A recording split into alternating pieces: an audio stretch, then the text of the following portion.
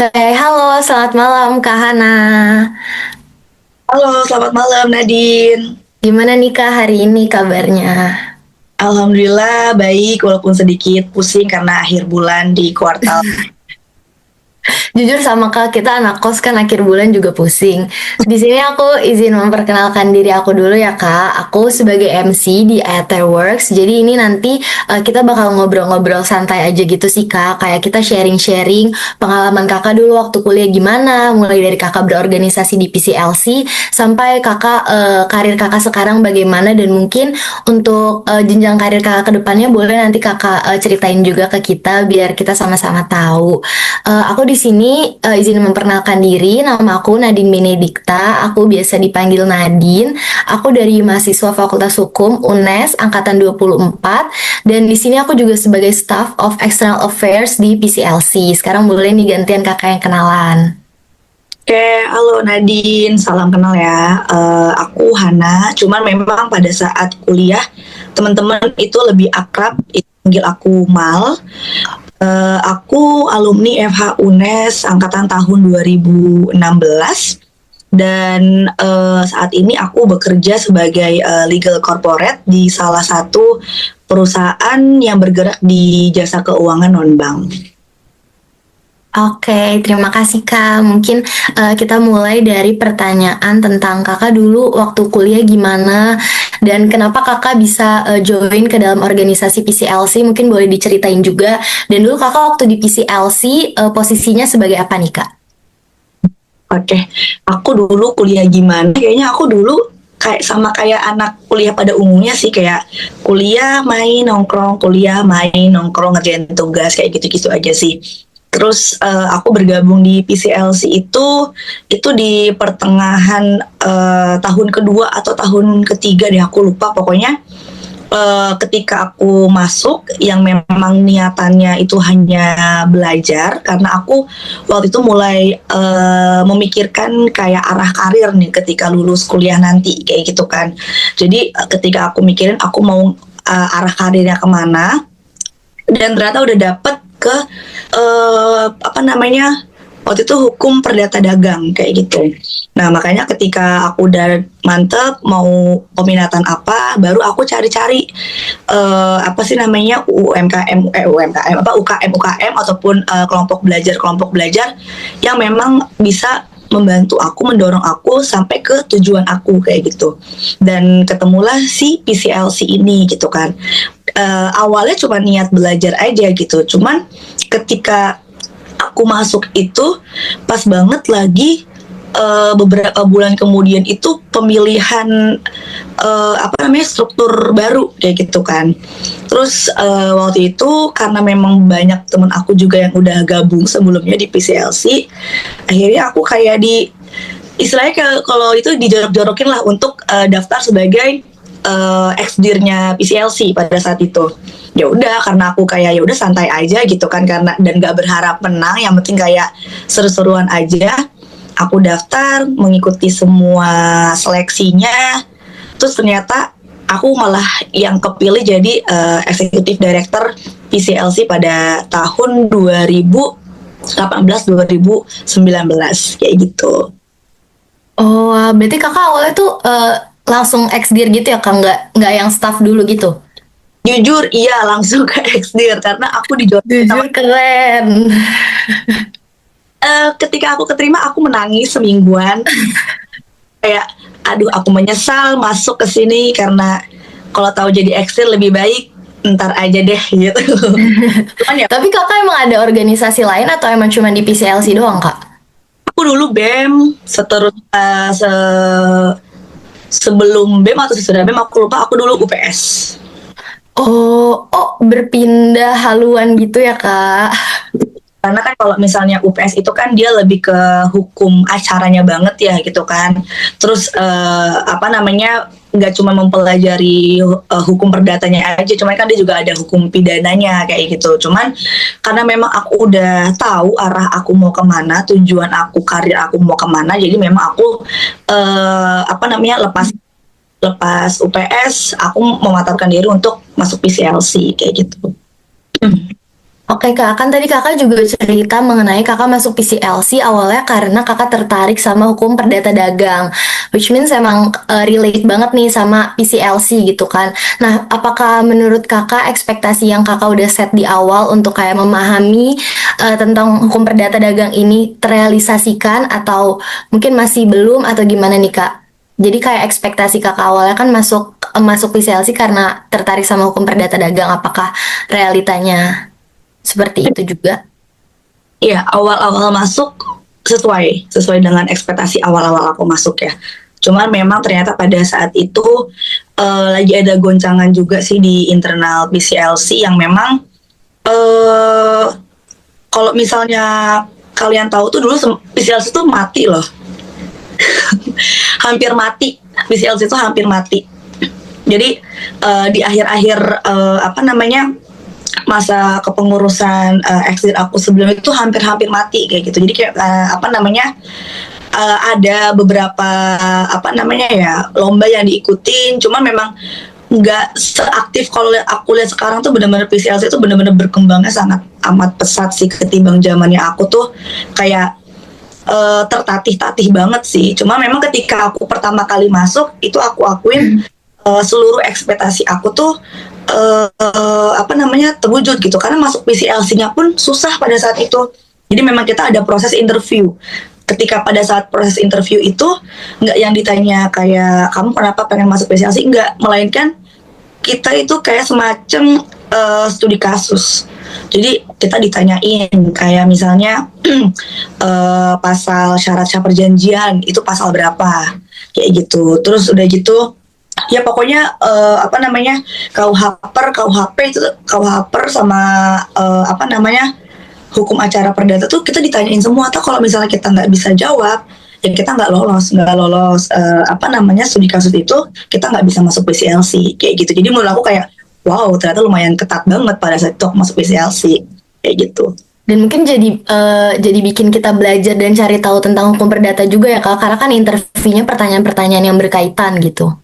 Iya betul, karena waktu itu masuknya susah, jadi otomatis yang memang daftar itu memangnya mereka itu bener-bener niat belajar. Kan namanya kelompok belajar ya, aku nggak tahu deh sekarang apakah jadi UKM atau kelompok belajar, karena kan kelompok belajar dan UKM itu kan beda ya. Kalau kelompok belajar itu tahu aku tuh ada yang PSC juga kan, yang pidana, terus udah itu ada kelompok belajar yang English Club gitu kan, sama yang ini apa namanya kita yang PCLC gitu kan. Jadi memang karena memang namanya kelompok belajar, jadi ya memang apa namanya isinya belajar banyak diskusi. Masuknya pun pada saat itu ketat banget. Jadi memang yang benar-benar belajar, yang benar-benar niat aja yang bisa masuk kayak gitu. Oke, berarti itu juga jadi pengalaman yang lumayan berkesan juga ya Kak buat Kakak. Atau kira-kira ada lagi nih pengalaman berkesan selama Kakak berorganisasi di PCLC? Oke. Pengalaman berkesan ketika aku baru masuk atau ketika aku udah menjabat nih sebagai XDIR? Mungkin menjabat sebagai ex-dir Kak. Oke, kalau menjabat sebagai XDIR itu pengalaman berkesannya adalah kalau misalnya kalian tahu kalian udah masuk ke BLC, nah itu yang berkorban itu pada saat angkatan aku. Jadi dulu itu kita namanya, kalau dulu tuh namanya ada observer sama aku lupa satu lagi apa pokoknya. Jadi kalau sekarang namanya anggota tetap sama anggota tidak tetap. Ya kan, jadi diubah apa namanya diksinya itu diubah dari observer sama anggota tetap menjadi anggota tetap sama anggota tidak tetap. Aku nggak tahu lagi sekarang kayak gimana. Cuman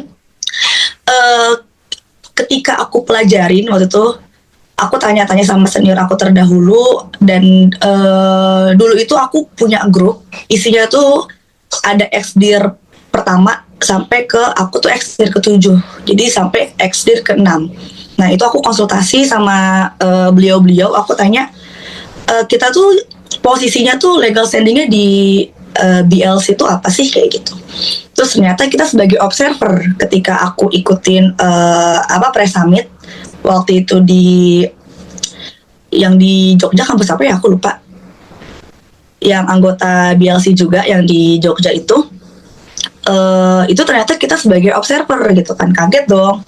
Observer karena nggak bisa ngapa-ngapain di sana, cuman kita bisa cuman nontonin doang gitu kan, cuma nontonin doang, kita nggak bisa ngapa-ngapain, kita nggak bisa kasih keputusan atau segala macem.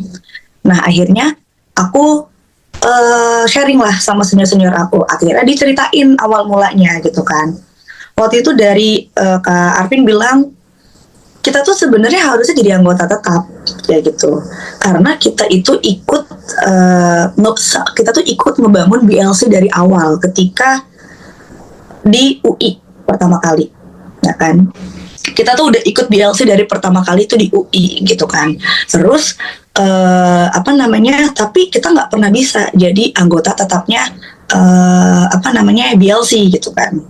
Terus abis itu dari para senior-senior punya harapan dan minta tolong sama angkatan PCLC angkatanku waktu itu untuk coba diperjuangin untuk kita bisa sebagai anggota tetap gitu. Akhirnya ya udah, karena ada istilahnya kayak ada mandat dari para senior, kami cobalah gitu kan, kami coba angkatan PCLC pada struktur organisasi aku tuh kita ikut nih kan, urutannya ada pre-summit dulu ya, baru summit gitu kan.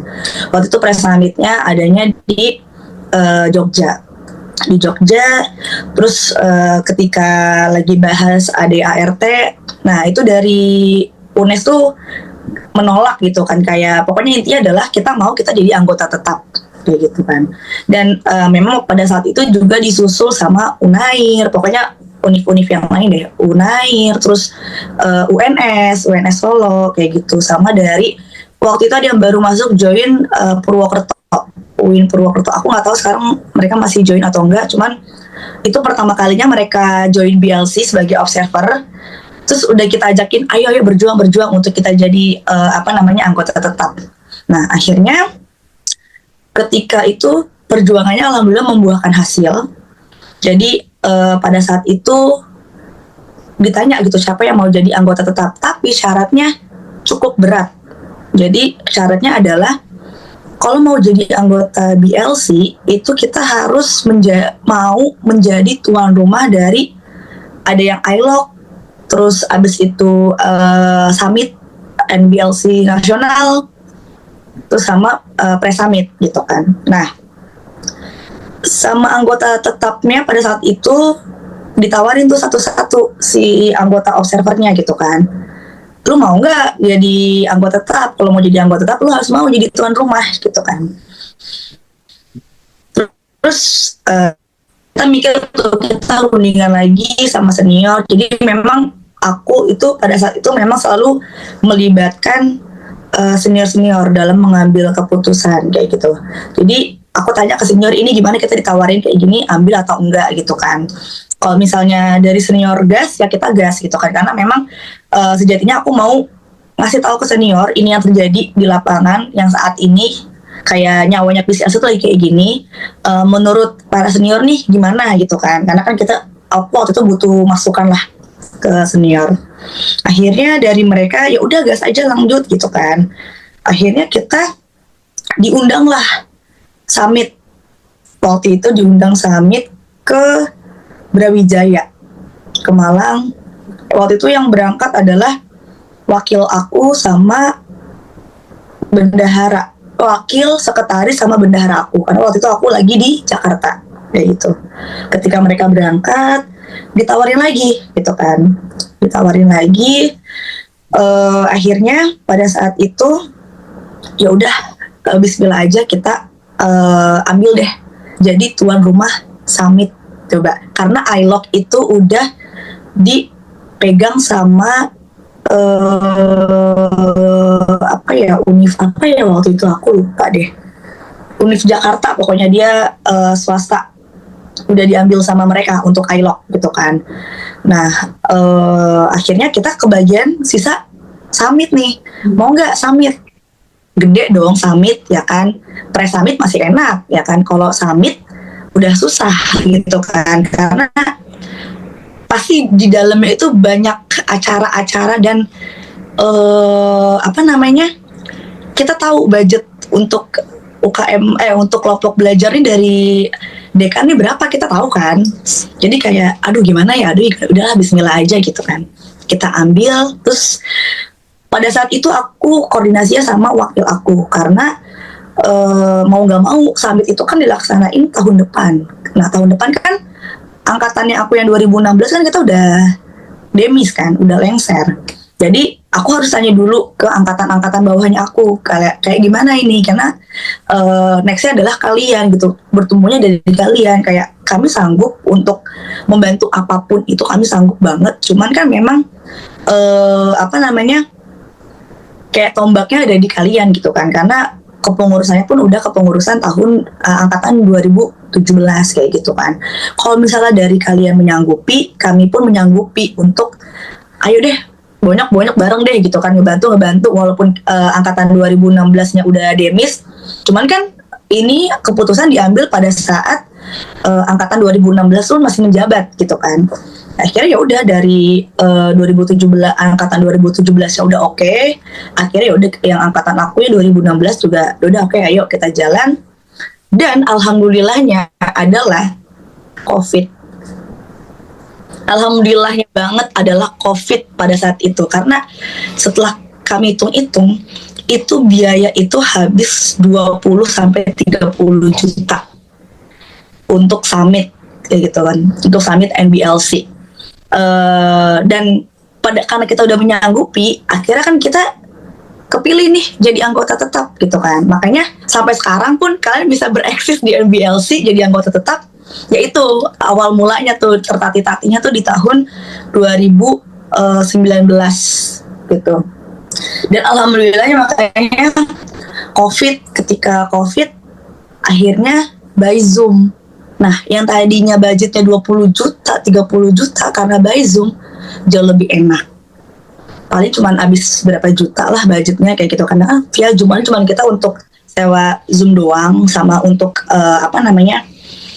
kalau masalah kan kalau lagi NBLC itu kan ada lomba-lombanya juga ya, kayak bikin legal opinion segala macam. Paling ya hanya untuk nyari uang buat hadiah lomba kayak gitu. Jadi ya at least kepangkas banyak banget lah gitu. Alhamdulillahnya itu terselamatkan oleh itu. Kalau enggak, aku nggak tahu deh sekarang bagaimana nasibnya PCLC di matanya NBLC gitu. Cuman itu sih yang paling berkesan banget. Dan ketika aku ngikutin akunnya PCLC sekarang tuh kayak wow, semakin keren banget. Kita udah punya taring, punya gigi di NBLC gitu kan. Nggak yang cuma dianggap kayak anak bawang lah, kayak anak kemarin sore baru gabung yang kayak yaudah deh ayo deh ikut gitu kan. Yang penting lu jadi ini ya, nggak cuma yang kayak gitu doang. Kalau sekarang tuh kayak udah jadi gigi. Bahkan kalau aku lihat itu anggota PCLC ada yang bahkan jadi pengurus NBLC ya kalau nggak salah ya. Itu kan udah kayak wow banget, dari yang kita cuman observer, nggak punya suara, cuma nontonin orang-orang ADART sama musyawarah BLC, terus bisa jadi anggota tetap dan sekarang bisa jadi pengurus. Itu tuh menurut aku berkesan banget sih kayak gitu. Oke, thank you Kak. Jadi walaupun COVID ada sisi positifnya juga ya buat PCLC. Iya betul banget. Kalau nggak, aku nggak tahu sih sekarang gimana sih. Iya, dan tadi dari cerita kakak juga aku dengernya kayak perjuangan banget sih, walaupun capek banget tapi worth it banget sih Kak. Untuk sekarang kita kan jadi lebih yang kakak tadi bilang juga, kita jadi lebih tertata lagi, terstruktur lagi, dan di MBLC juga kita jadi punya nama dan lebih dipandang gitu ya. Makanya itu yang bikin kakak juga berkesan ya selama di PCLC. Gimana?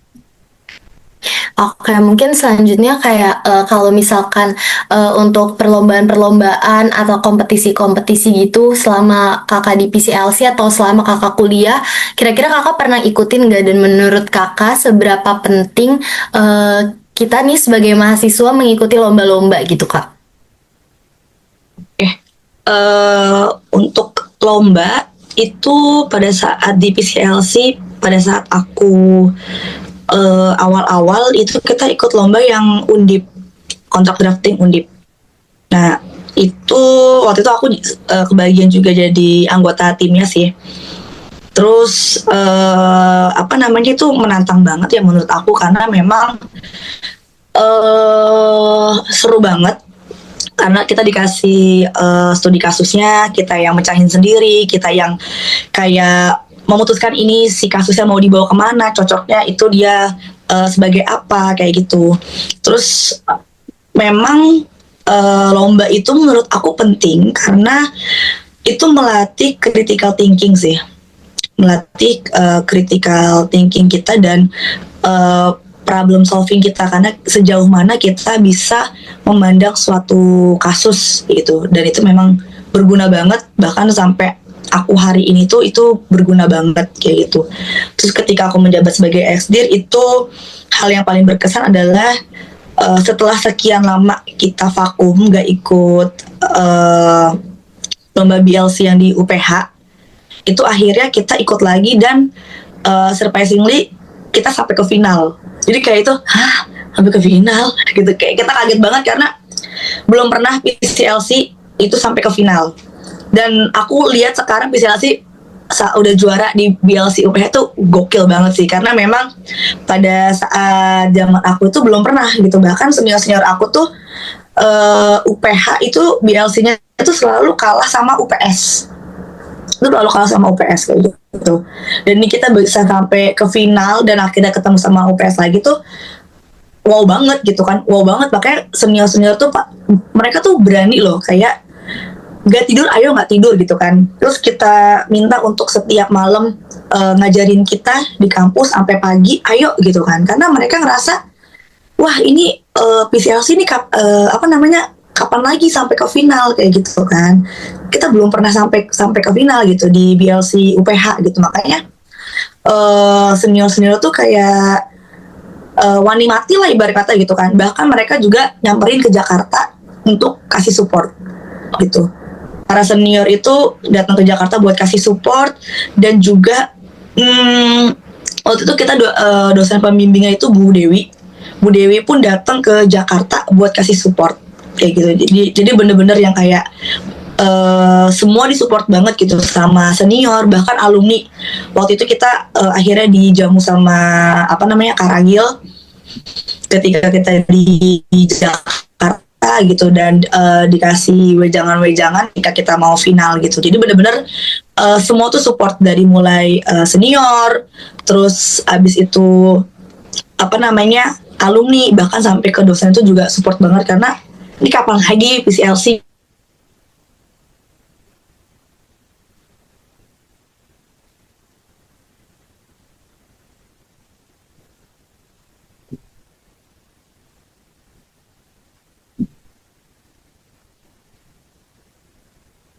Guys ini Halo, nah, aku keluar sendiri ya tiba-tiba ya tadi ya.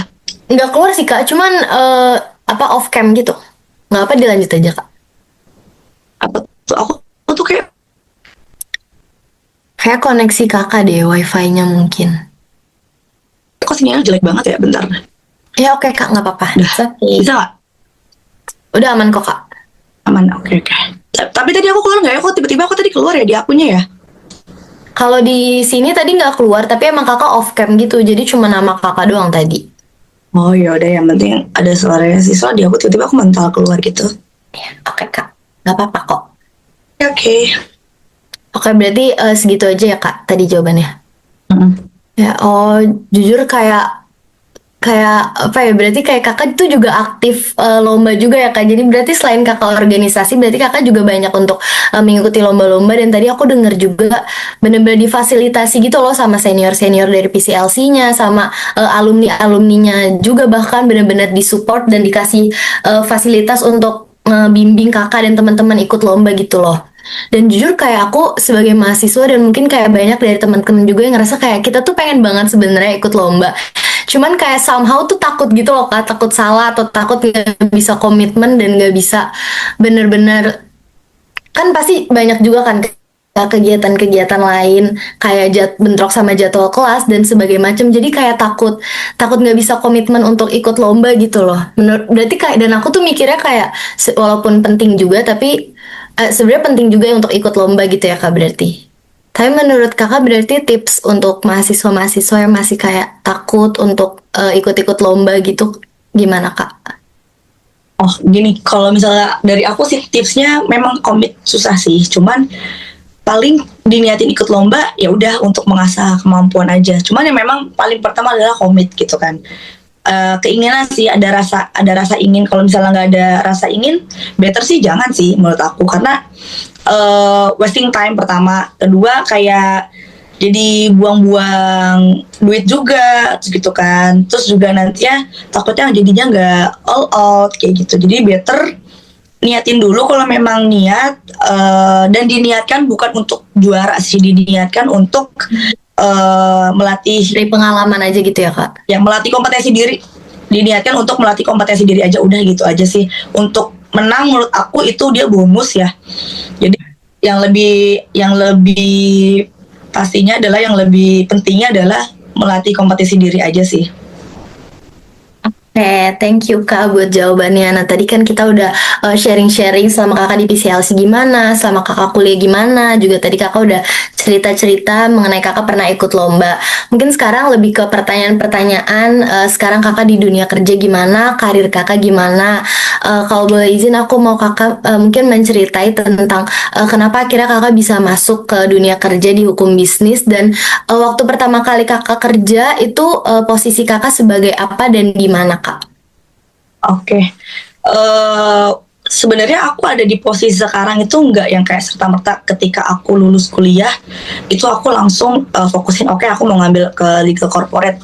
Enggak sih, karena memang ini yang beberapa teman-teman angkatan waktu di PCLC nanya ya, kayak mereka tuh bilang kok enak ya gitu ketika udah lulus kok cepet banget dapat kerja segala macam. Aku bilang enggak semudah itu juga jalannya kayak gitu, nggak semulus itu juga, karena memang pertama kita harus nentuin target dulu sih, kita harus nentuin target dulu kita mau kemana gitu. Cuman kita nggak boleh menutup kemungkinan, kita nggak boleh menutup kemungkinan apapun yang terjadi. Kayak misal aku ini mengawali karir ketika aku lulus, aku nggak langsung jadi full time pekerja gitu kan. Aku menjajaki karir pertama kali menjadi internship magang di salah satu perusahaan konsulting pengadaan barang jasa pemerintah, itu sebagai legal assistant kayak gitu. Jadi ketika teman-teman aku baru lulus, mereka udah langsung menjadi full time. Ada yang full time di lawyer, ada yang full time memang langsung di sebagai legal di perusahaan. Nah aku mengawali karir itu sebagai internship kayak gitu kan. Cuman nggak apa-apa karena memang aku tahu tujuan karir aku kemana. Mungkin memang jalannya nggak semulus teman-teman aku gitu. Mungkin memang jalannya nggak selurus teman-teman aku gitu kan. Di saat teman-teman aku mungkin pada saat itu gajinya udah di atas UMR, aku bahkan masih di bawah UMR dan setengahnya UMR malah kayak gitu pada saat itu gitu kan. Tapi ya memang jalannya memang harus berliku, jalannya memang harus belok-belok, ya udah nikmatin aja. Yang penting kita nggak berhenti berusaha gitu. Jadi aku mengawali karir sebagai internship legal assistant. Habis itu aku cari-cari kerja tuh, cari-cari kerja langsung lah visioner ke legal perusahaan. Nggak dapet juga. Akhirnya aku belok ke notaris. Karena aku mikir, oke, kayak gue nggak bisa deh tembus ke legal perusahaan. Apa ya yang sebagai jalan yang belokan gue yang bisa ke sana gitu kan. Ketemulah di notaris gitu, karena notaris kan ngurusin akta-akta ya gitu kan, akta perusahaan, terus ngurusin surat segala macam gitu kan, yang sama persis kayak di perusahaan lah gitu kan, ngurusin akta ADART gitu kan, perizinan segala macam gitu. Ya udah akhirnya daftar di notaris. Nah ketika daftar di notaris ternyata notaris tempat aku bekerja itu dia malah justru fokusnya ada di hukum perdata agraria. Terus aku bilang, oh ya udah nggak apa-apa, nggak jadi masalah, it's okay gitu kan. Toh perdata dagang aku, perdata bisnis aku udah ketika aku jadi intern legal assistant. Nah ini aku di bagian agraria nih. Mungkin Tuhan mau aku menguasai dulu semua perdata gitu, baik data bisnis maupun perdata agraria untuk mungkin step selanjutnya gitu kan. Ya udah akhirnya aku di notaris, aku ngurusin segala macam berbagai macam perusahaan persoalan tentang tanah gitu kan, terus mulai nyaman. Nah terus pada saat itu aku ditawarin gitu kan di perusahaannya salah satu senior kita, di salah satu perusahaan senior kita, dia lagi open untuk bagian legal gitu kan, yang untuk cabang Jakarta. Kalau senior kita itu dia di cabang Cirebon kayak gitu kan. Ya udah, dan itu di-share sama senior kita itu di grup alumni. Jadi memang kita ada grup PCLC alumni. Itu tuh dari angkatan pertama, dari angkatannya PCLC-nya Mas Ragil sampai aku nggak tahu ya mentok itu di angkatan berapa, cuman di angkatan bawah aku tuh kayaknya masih ada di 2017. Cuman aku nggak tahu di 2018 itu masih masuk ke grup apa enggak, aku nggak tahu. Kayak gitu. Ya udah akhirnya dia nge-share, aku coba ngelamar gitu kan, dan alhamdulillah keterima berkat networking itu kan. Keterimalah aku di tempat aku yang sekarang kayak gitu sebagai legal corporate kayak gitu. Oh, berarti kakak kerja di tempat yang sekarang udah berapa tahun kak? 5 tahun ada atau? Enggak, aku 4 tahun. Oh, 4. Oh, jujur lama juga ya kak. Aku notaris dulu. Dan fun fact, alhamdulillahnya dari aku masuk ke notaris sampai aku masuk ke kantor aku yang saat ini, semua karena networking. Jadi ke mana ya, ke notaris itu ternyata si notarisnya adalah temennya Pak Pratama, tahu dosen Pak Tama? Ya, dia ternyata si notaris itu adalah temennya Pak Tama waktu S1 gitu. Dan untuk di kantor yang sekarang itu karena networking dari senior kita juga. Jadi pada saat aku interview itu branch controllernya ternyata teman akrabnya dari senior kita gitu. Jadi branch controller nanya, ini gimana nih ada yang ngelamar legal atas nama Hana gitu, katanya satu kuliah sama lu gitu kan, ada kelas lu. Oh ya baik kok mas, orangnya segala macam. Akhirnya karena mereka akrab dan si branch controller ini percaya gitu kan atas dari rekomendasinya senior kita, ya udah akhirnya aku alhamdulillah keterima kayak gitu sih. Berarti emang networking tuh penting banget ya kak, untuk kayak nggak cuman buat di organisasi atau di kampus, tapi justru itu malah nanti yang ngebantu kita ketika kita di dunia pekerjaan gitu ya. Iya betul banget, apalagi terutama networking sama alumni ya, karena alumni PCLC itu bener-bener kayak baik banget, sebaik-baik itu deh. Jadi kayak kalian butuh apa tuh mereka tuh bisa kan, kayak kalian ada lomba di Jakarta, mereka mau nemuin gitu kan, kasih support segala macam. Terus kayak kalian butuh apa, mungkin butuh menjadi pembicara, mereka tuh mau kayak gitu. Oh, ya tadi kan kakak juga udah sharing-sharing, kayaknya aku juga dengernya kakak pas awal-awal keterima kerja itu nyarinya juga susah, dan gaji kakak juga dibilang tuh masih di bawah UMR. Kayak kakak startnya tuh nggak kayak teman-teman kakak lah, tapi kakak tetap trust the process untuk kayak tetap ikutin alurnya kira-kira kemana, dan kakak tetap berjuang untuk dapetin kerja yang sekiranya kakak inginkan dan cocok untuk kakak gitu loh. Nah kira-kira transisi dari dunia kampus ke dunia kerja yang bikin kakak tuh kaget, atau kakak ngeliatnya kayak hal-hal kayak gini nih nggak ada nih di kampus atau pas berorganisasi di kampus, kira-kira apa tuh kak? Boleh dong kakak sharing. Sebenarnya yang kaget banget itu adalah legal opinion gitu kan. Jadi memang kalau misalnya kita dulu nggak berorganisasi di kampus, itu akan sangat amat kaget dengan legal opinion. Mungkin kalau kontrak drafting kita ada matkulnya ya, cuma kalau untuk legal opinion, legal standing, legal advice itu yang nggak ada. Jadi memang sayang banget kalau misalnya pada saat kuliah tuh buat memang teman-teman yang udah mau fokusnya ke arah legal corporate gitu kan, ataupun yang memang ke arah lawyer segala macem, itu memang kayaknya organisasi itu sangat amat penting sih, karena kita kan belajar ya apa itu legal opinion gitu kan. Terus cara buat legal opinion kayak gimana kayak gitu itu nggak diajarin di bangku perkuliahan, tapi diajarin pada saat kita berorganisasi. Karena kan kita pasti kan ikut lomba gitu kan, ada diskusi-diskusi itu yang memang akhirnya kita belajar dari situ kayak gitu. Jadi menurut aku yang kagetnya ada legal opinion, cuman karena memang aku belajar di PCLC dan aku belajar di organisasi aku yang lain, jadi nggak kaget banget ketika dari atasan aku minta aku buat legal opinion, legal advice kayak gitu. Oh, berarti emang kayak jadi mahasiswa kupu-kupu tuh tidak disarankan ya Kak, karena ternyata banyak hal-hal yang dipelajarin justru malah di organisasi, tapi ketika di kelas di kampus itu justru malah nggak ada gitu, dan kita ngedapetin hal-hal kayak gitu tuh malah di organisasi gitu ya Kak. Iya betul. Jadi mungkin untuk jadi kalau mau jadi mahasiswa kupu-kupu it's okay ya. Cuman memang banyak-banyak baca aja lah gitu. Dan memang ketika kita udah tahu tujuannya apa dan memang apa yang sering dibahas di tujuan kita, banyak-banyak belajar tentang itu aja sih. Kalau mau jadi mahasiswa kupu-kupu ya udah it's okay, itu kan memang jalannya mereka gitu kan. Cuman ya ketika memang ketika mau mendapatkan lebih ya harus berusaha. Harus belajar kayak gitu. Ya harus diimbangi lah ya sama organisasi, kuliahnya juga harus tetap balance gitu ya Kak. Betul.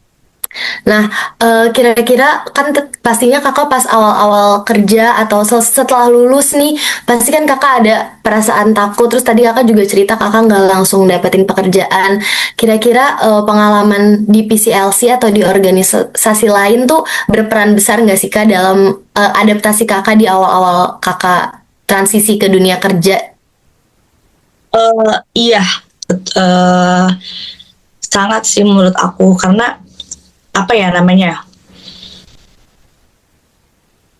transisinya itu mungkin berbeda banget ya, dari kita kuliah ke kerja. Cuma memang kalau kita ikut organisasi, aku rasa sih aman-aman aja sih, karena kita udah biasa ketemu orang gitu, kita udah biasa diskusi kayak gitu. Jadi nggak kaget-kaget banget sih menurut aku, nggak kaget-kaget banget. Jadi dan ketika kita ditanya pun kita tahu gitu, karena oh ya ini gue pelajarin kok zaman kuliah, oh ini gue pelajarin kok waktu zaman gue organisasi kayak gitu. Jadi nggak banyak kagetnya lah. Oh, oke Kak. Thank you Kak buat jawabannya. Nah, sekarang kan Kakak berarti ini sebagai legal associate ya Kak di perusahaan leasing, betul? Betul. Nah, kira-kira boleh diceritain nggak Kak? Mungkin secara garis besar aja kerjanya itu seperti apa, dan mungkin Kakak kan berarti kerjanya 9 to 5 ya Kak. Mungkin dari pagi Kakak ngapain sampai Kakak sore pulang kerja ngapain? Mungkin boleh di-sharing ke kita-kita. Biar mungkin teman-teman juga pada tahu nih legal associate itu kira-kira pekerjaannya kayak gimana aja sih? Oh oke. Kalau misalnya aku pribadi itu lebih banyak ke administrasinya. Jadi kayak surat menyurat, terus abis itu aku pengecekan data, terus udah gitu aku juga melayani customer yang ketika mereka mau pengambilan jaminannya gitu. Dan memang yang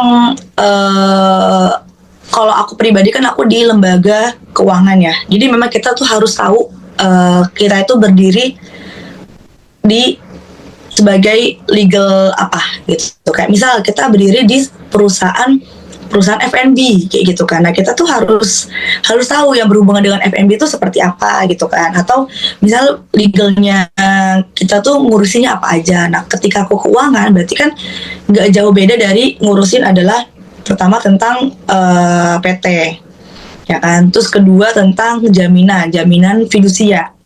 Yang dipakai adalah jaminan fidusia kayak gitu. Terus abis itu tentang perizinannya, NIB segala macam, kita tuh melakukan pengecekan itu. Jadi kayak kita melakukan pengecekan kontrak gitu. Terus udah gitu kita melakukan pengecekan data-data perusahaan yang untuk mengajukan apakah sudah sesuai atau belum kayak gitu. Dan kita juga yang mendaftarkan fidusia, kita yang melakukan roya gitu kan. Kita juga harus tahu dasar-dasar hukumnya gitu kan. Terus udah gitu pencucian uang gitu kan. Karena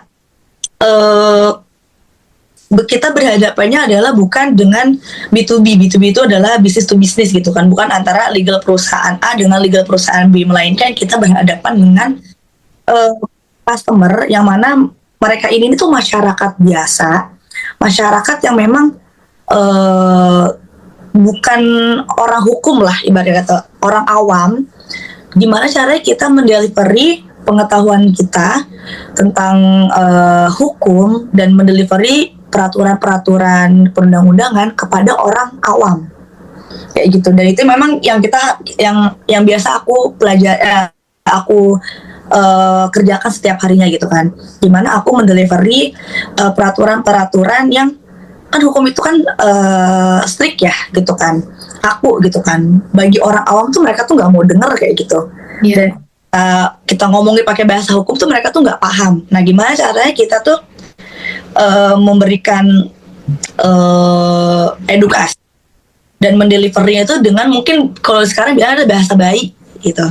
Kita gimana caranya kita harus kayak kita harus ngomong bahasa hukum tapi dengan bahasa baik gitu supaya mereka tuh paham. Karena ketika mereka nggak paham dia akan marah-marah kayak gitu. Nah itu yang aku lakukan. Dan paling banyak adalah aku mengurusi tentang waris, juga aku mengurusi karena kan berkaitan dengan jaminan kayak gitu, jaminan fidusianya kayak gitu sih. Paling aku nggak beda jauh dari itu sih. Terus udah gitu pengecekan kayak data-datanya, kayak tanda tangan itu asli atau palsu, aku ngurusinnya kayak gitu. Aku harus cek gitu tanda tangan asli atau palsu. Terus udah gitu dokumennya itu asli atau palsu gitu, karena ternyata berhadapan dengan orang itu jauh lebih mengerikan daripada kita berhadapan head to head sama legal corporate lain gitu kan. Misalnya kayak aku misalnya sebagai legal perusahaan A, kamu sebagai legal perusahaan B, so kita head to head itu kan lebih enak ya, karena kan kita sama-sama orang hukum. Ayo udah uji-ujian deh kita tentang hukumnya. Cuman kalau misalnya sama orang awam nih yang susah nih gitu kan. Dan yang baru aku tahu adalah mereka tuh berani untuk memalsukan segala sesuatunya. Nah itu yang memang tantangan terbesarnya aku sebagai legal corporate di lembaga keuangan itu kita yang benar-benar harus teliti, harus cross check banget karena orang zaman sekarang itu benar-benar yang mereka tuh seberani itu untuk melakukan berbagai cara untuk mendapatkan sesuatu yang mereka inginkan kayak gitu. Oke, berarti mungkin tantangan hukumnya tuh itu ya Kak, karena susah ngeedukasi orang awam, karena mungkin mereka juga nggak ngerti bahasa-bahasa hukum atau nggak ngerti isi dari kitab undang-undang atau yang lain-lainnya gitu, jadi kayak susah juga ngasih pemahaman ke mereka gitu ya Kak. Iya betul, tantangannya itu. Dan tantangan terbesarnya adalah sebenarnya critical thinking-nya sih, karena kita tuh nggak bisa percaya dengan satu omongan yang keluar dari customer gitu kan. Kita harus melakukan due diligence. Nah due diligence inilah yang aku nggak tahu, cuma pada zamannya kita nggak ada matkulnya, jadi aku dapat di organisasi aku yang lain. Itu yang susahnya tuh di situ. Dan analytical thinkingnya juga susahnya tuh di situ, karena kayak kita harus melakukan cross check terhadap data-data yang diberikan gitu kan. Kita nggak bisa langsung kayak oh ya semua data lengkap asli gitu kan. Cuman apakah itu beneran asli gitu kan, ataukah apakah itu memang beneran dia yang buat kayak gitu. Itu yang memang seringkali aku hadapi setiap harinya. Jadi memang selain untuk mengedukasi masyarakat awam yang tidak mengerti hukum, kita juga harus melakukan due diligence terhadap hal-hal yang sekiranya mencurigakan. Oke, thank you Kak buat jawabannya. Mungkin nextnya, menurut Kakak, gimana perbedaan atau apa perbedaan yang paling Kakak rasakan antara dulu kerja di kantor notaris dengan sekarang di corporate Kakak sebagai legal associate? Oke. Kalau dulu di notaris perbedaan yang signifikannya adalah dulu aku berurusan dengan apa namanya pihak pemerintah kayak BPN, terus kantor pajak, Bapenda gitu kan. Kalau sekarang aku berurusan dengan apa namanya customer-customer baik perorangan maupun dari perusahaan kayak gitu sih, itu yang perbedaan yang mencolok ya sih. Dan juga skop pekerjaan yang dilakuin sih. Kalau misalnya dulu aku ngurusnya tentang tanah, kayak jaminannya adalah hak tanggungan, aku ngurusin hak tanggungan. Dan sekarang aku mengurusi jaminan fidusia. Itu beda banget karena pendaftarannya pun berbeda, penghapusannya pun juga berbeda kayak gitu. Terus juga kalau misalnya di notaris, dulu aku bersinggungan dengan apa namanya akta-akta tanah. Kalau misalnya sekarang aku bersinggungan dengan akta-akta perusahaan kayak gitu. Paling yang samanya adalah aku masih tetap ngurusin waris. Berarti emang kayak keduanya punya tantangan yang berbeda-beda gitu ya Kak. Tapi jadi enak sih Kak. Berarti Kakak kan jadi punya gambaran kalau kerja di notaris gimana, kalau kerja di corporate gimana. Tapi kalau misalkan dari sisi pressure-nya gitu, mana yang lebih menantang Kak? Kira-kira menurut Kakak?